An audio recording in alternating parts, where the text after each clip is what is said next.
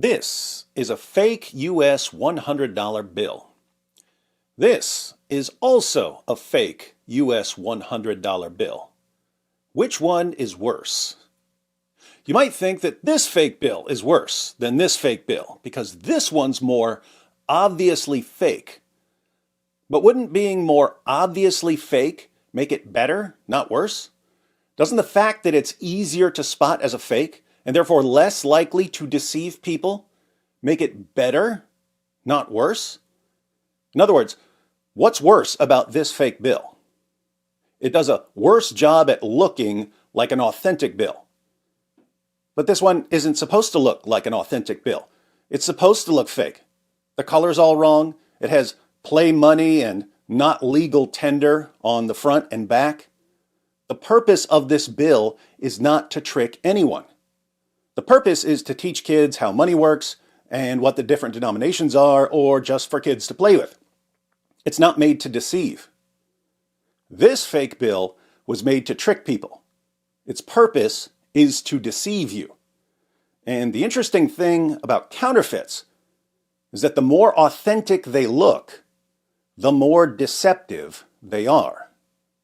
The more authentic this fake bill looks, the more people it will deceive. Here's a related thought. The German philosopher Immanuel Kant said, "The only thing that's good without qualification is a good will." The only thing that's good without qualification is a good will. What does this mean?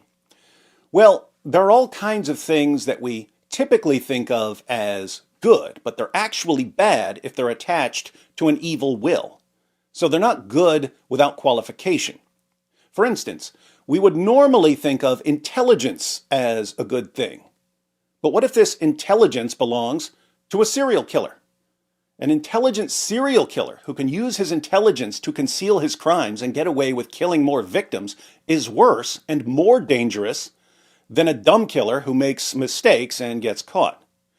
Here's a list of the IQs of various serial killers and murderers. Not completely reliable numbers. Nathan Leopold at the top had his IQ tested by the military and they used a weird test. Some of these are estimated, but the point remains. A lot of people who got away with serious crimes got away with those crimes because they were very intelligent. The world would have been a better place if these killers had been dumber. So, intelligence is ordinarily good, but it's not good without qualification, because it can be bad if it's used for evil. What about charisma, the ability to attract and influence people with charm and magnetism? Nick Fuentes has tons of charisma falling out of his pockets, and he's intelligent. His charisma helps him become more and more popular. But what's that charisma attached to? Hitler was a pedophile and kind of a pagan. It's like, well, he was also really fucking cool. So, time to grow up. Second semester, I got home in the spring and I was like, Mom, Dad, Hitler was awesome. Hitler was right. And the Holocaust didn't happen. That is how those 6 million cookies come crumbling apart and go up the chimney at the cookie baking factory at the Chips Ahoy headquarters. My favorite song is Heil Hitler. My favorite song is Gas Chambers. Hitler alone stood against the communists on one side, the communist Jews on the one side, the capitalist Jews on the other, literally a two-front war. Dude, Hitler had aura. You know what I have to say about that? Hitler had aura. Aura. Riding down the street like this. And everybody's like, Polish people have this bad habit of hating Hitler, and we're gonna stop dissing the Nazis all the time, okay? So, his charisma helps him win support for seriously evil ideas. The world would be a better place if people like Nick lacked charisma. Think about speaking ability or preaching ability, the ability to mesmerize crowds and make them think deeply about spiritual matters. More than 2 decades ago, I was driving down the road near campus with Nabil, and I played a tape of Ravi Zacharias for him. This was when Nabil was still a Muslim. He listened to Ravi for a few minutes and said, "This guy is the perfect communicator." But as we all found out much, much later, Ravi was using his abilities to lure in victims and to shield himself from scrutiny. His abilities helped him manipulate and deceive and abuse people. So those abilities were not good without qualification. What about Bible knowledge? Surely knowledge of the Bible is good. Imagine the ultimate Bible teacher, someone who knows the Old Testament and New Testament from memory, in Hebrew, Aramaic, and Greek. Suppose he knows every commentary that's ever been written, backwards and forwards. He knows what every rabbi and every church father said about every passage, and he can answer any question you have about any passage in the Bible. Sounds good, right? What if he uses that knowledge to start a cult with him at the center of the universe? No one would be able to correct or refute him because he would use his immense knowledge to justify anything he said or any behavior, no matter how depraved. Who could stand against him? Now for something everyone wants. Something that has to be good. Surely it's always good to have a following. Think about Candace Owens and Tucker Carlson. Candace has one of the biggest podcasts on the planet, sometimes the biggest. But she comes across as a bit unhinged. Every person who speaks about Israel has to basically say a statement that's like, I don't want to get killed. like literally, you start speaking about it, people are like, Candace, beef up your security. That's not fucking normal. Like, excuse my language, but that is not normal. Okay, the way that you get comfortable with it is you're like, well, they shot JFK in an open car, so there's not. I mean, he's a sitting president. I mean, obviously, my security doesn't really matter. If they want me, they're going to get me. I just want to be clear. Anything happens to me, blame the Zionists. 1000% blame the Zionists. Let that be my parting words. Okay. Andrew Tate said something that really stuck with me. He was just like, at the end of the day, they're just going to rape your kids last. Guess what? It's good that she comes across as a bit unhinged, because that's a warning sign to lots of people. Candace can still get a huge crowd watching because she's drawing viewers from the entire world. And there are tons of people in the world who are really into conspiracy theories. But people who aren't just dying to hear Candace's latest conspiracy theory have been walking away from the lunacy. You don't get to ask those questions. What's wrong with you, Mom? Why are you so scared? They're getting sick of it and losing interest. So Candace will lead a lot of people to some completely deranged ideas, but she would actually be more dangerous if she didn't come across as crazy to so many people. In other words, there are people who stopped watching Candace. They say, I used to love Candace. I had to stop watching because she's so unhinged.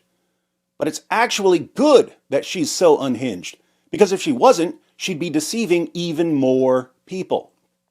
Her dangerous ideas would be harder to spot. This is why Tucker Carlson is actually more dangerous than Candace. Tucker still speaks at huge conservative events. Tucker spoke at Charlie Kirk's memorial.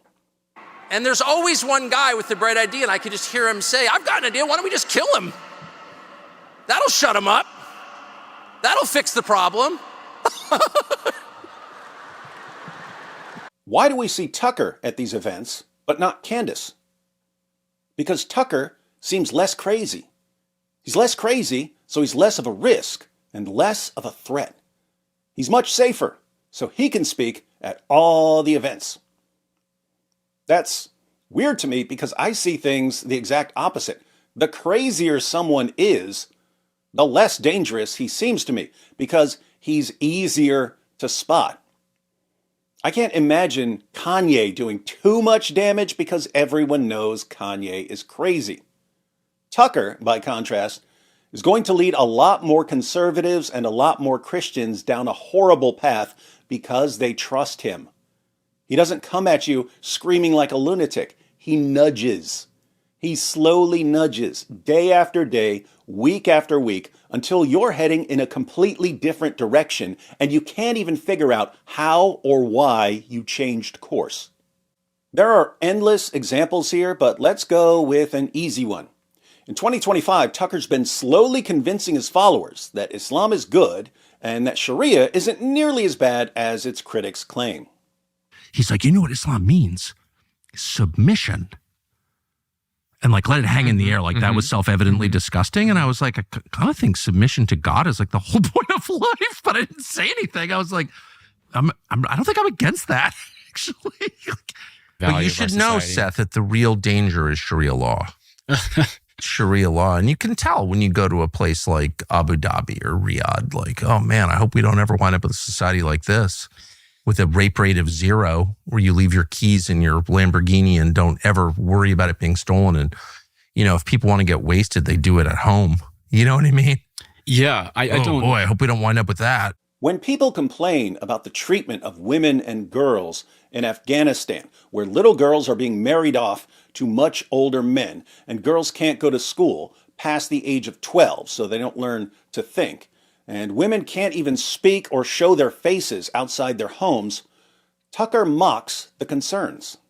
The Taliban, we hear so much about the Taliban's oppression of women and making music illegal, and they do those things. However, I never understood why I was supposed to give a shit about that.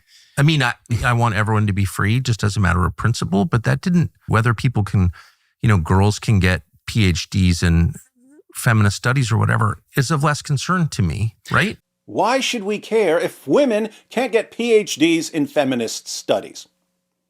Is that what anyone was complaining about? Look, if you want to say, hey, it's not our country, we don't control the rest of the world, so let's stay out of it, that's one thing.